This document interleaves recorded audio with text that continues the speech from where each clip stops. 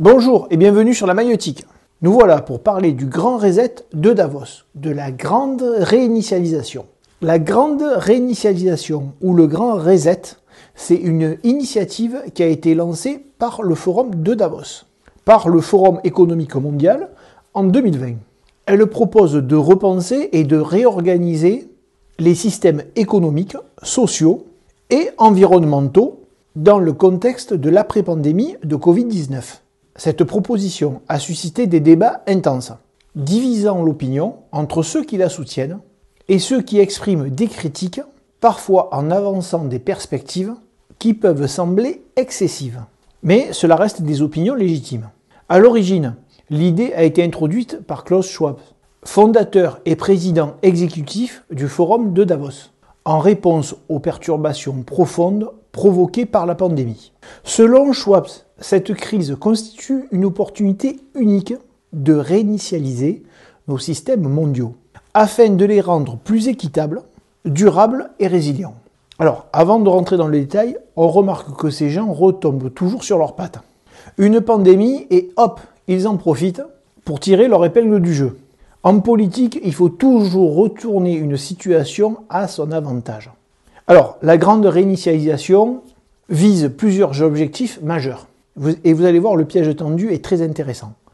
Tout d'abord, repenser le capitalisme, en adoptant un nouveau modèle économique, souvent appelé capitalisme des parties prenantes. Donc, avant de détailler ce nouveau modèle, on pourra remarquer qu'ils emploient le mot capitalisme dans ce nouveau concept. Parce que capitalisme, disons que ça fait moins dérangeant que si on emploie des mots plus controversés, comme communisme. Alors, c'est quoi le capitalisme des parties prenantes?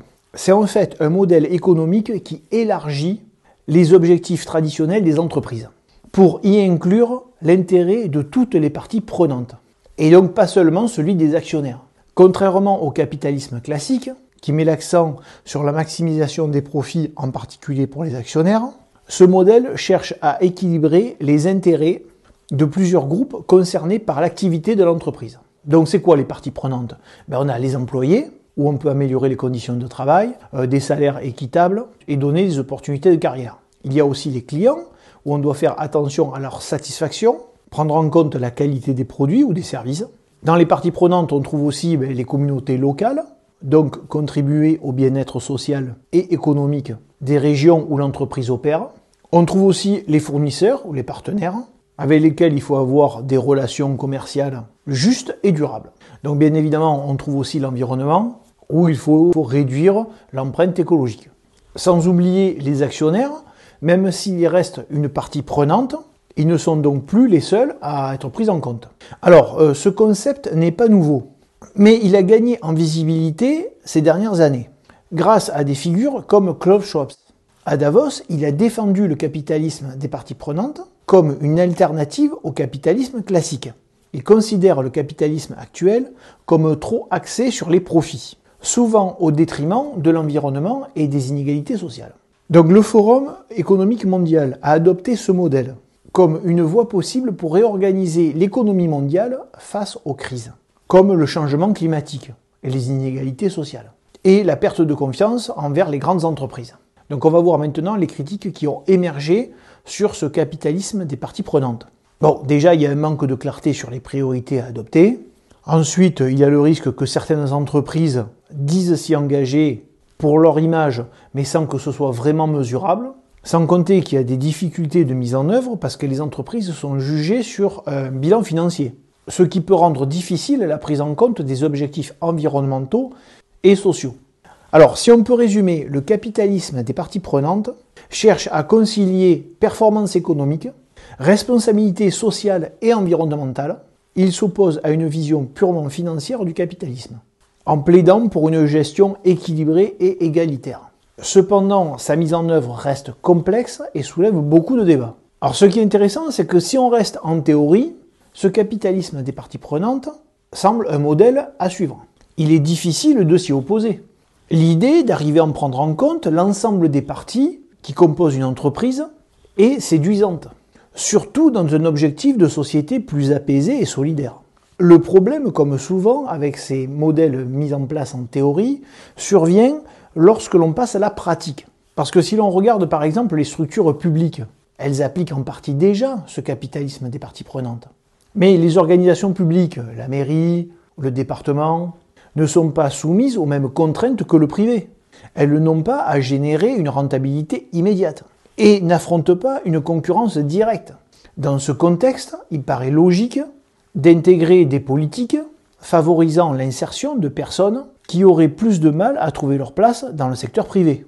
Et d'ailleurs, on connaît tous quelqu'un dans notre famille qui a réussi à travailler par exemple dans le secteur public, dans la mairie. En fait, il y a des emplois dans la mairie, le conseil général ou départemental qui ont une vocation sociale. Et ce point, même s'il peut être discuté, contribue clairement à une société plus apaisée et permet d'inclure un maximum de personnes dans le monde du travail. En revanche, pour les entreprises privées, la réalité économique est bien différente. Ces dernières sont soumises à une concurrence féroce, où chaque coût financier supplémentaire peut affaiblir leur compétitivité. On l'a bien vu dernièrement avec l'IA ChatGPT et l'IA chinoise DeepSeek qui a bouleversé l'ordre établi. Par exemple, Milton Friedman, lauréat du prix Nobel d'économie, a soutenu que la responsabilité sociale principale des entreprises est de maximiser les profits pour leurs actionnaires, estimant que cela bénéficierait à l'ensemble de la société. Il considère que de demander aux entreprises de poursuivre des objectifs environnementaux ou sociétaux détourne leur attention de leur mission économique fondamentale. D'ailleurs, on peut remarquer aussi assez simplement que la satisfaction clientèle relève davantage des bases de l'économie classique. Une entreprise qui ne satisfait pas ses clients ne survivra pas. Tout simplement, c'est une règle du marché. Cependant, il faut veiller à ce qu'une entreprise ne mette pas en danger ses clients, par exemple en commercialisant des produits toxiques ou dangereux. Mais cette vérification relève plutôt du domaine de l'État. Ce dernier doit jouer son rôle en imposant des normes et des règles strictes. Alors pas trop, bien évidemment. On trouve aussi des économistes qui disent que le capitalisme des parties prenantes pourrait affaiblir la souveraineté des consommateurs.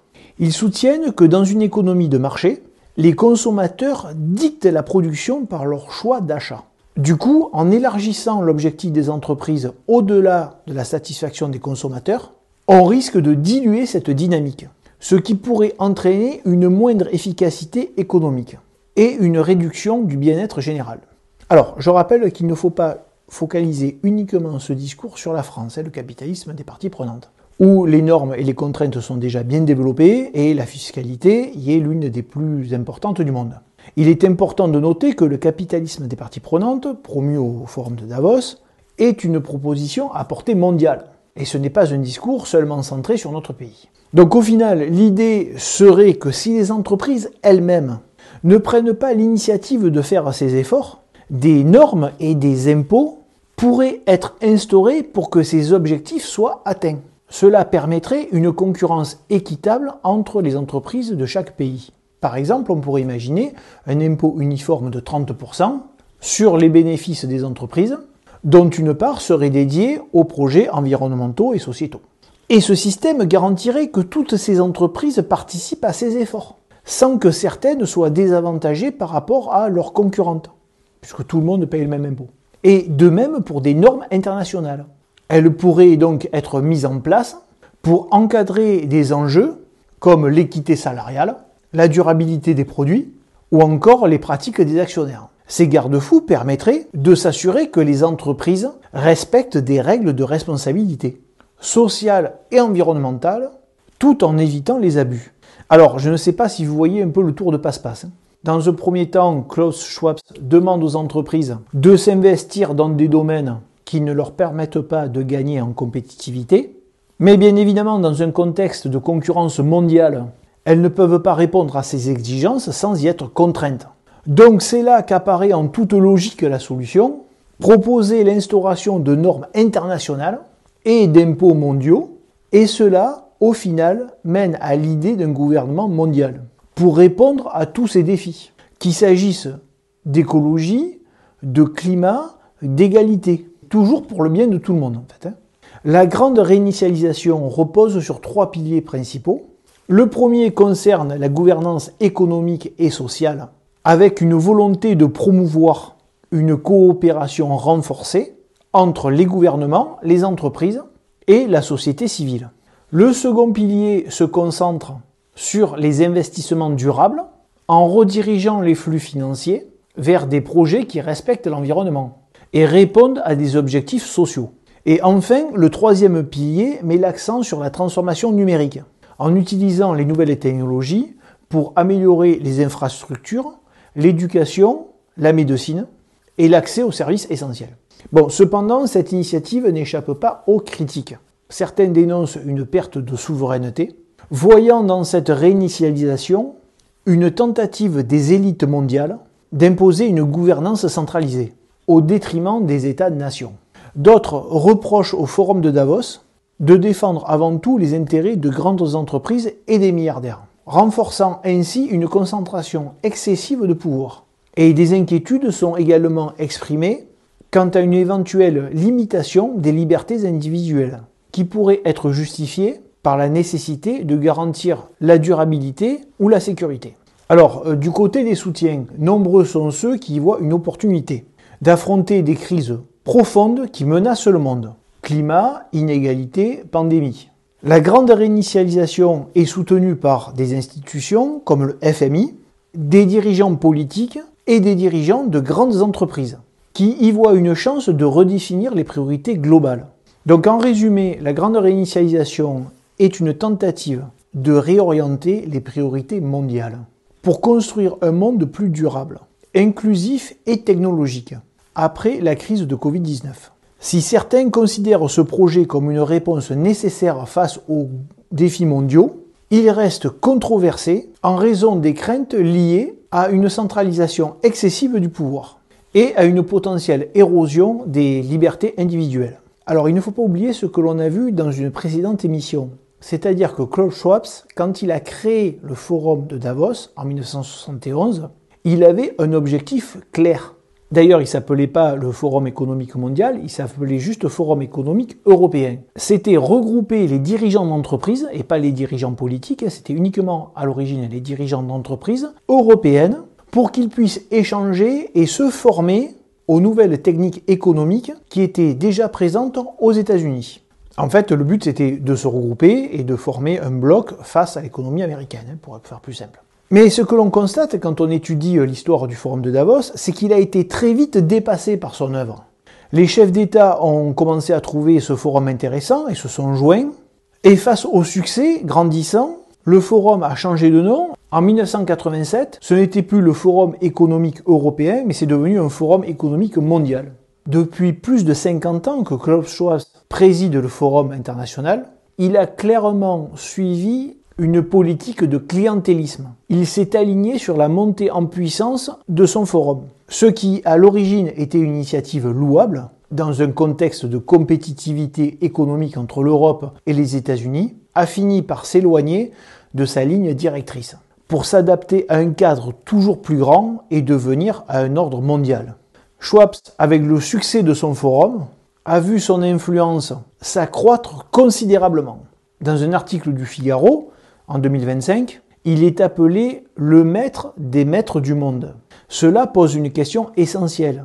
Au cours des années, est-ce qu'il a su garder la tête froide face à cette montée en puissance? Apparemment non, parce qu'il a travesti son idée principale pour s'aligner sur une politique de clientélisme et suivre la montée en puissance et le succès de son forum. En analysant son comportement et son raisonnement, on voit qu'il cherche toujours à avoir un coup d'avance. C'est pas sûr qu'il rêve d'être le maître du monde ou d'instaurer un gouvernement mondial. Mais ce que l'on remarque, c'est que lui et son équipe lancent des idées, proposent des pistes pour répondre aux grands défis mondiaux. Par exemple, face au réchauffement climatique, aux inégalités ou à la nécessité de favoriser l'inclusion.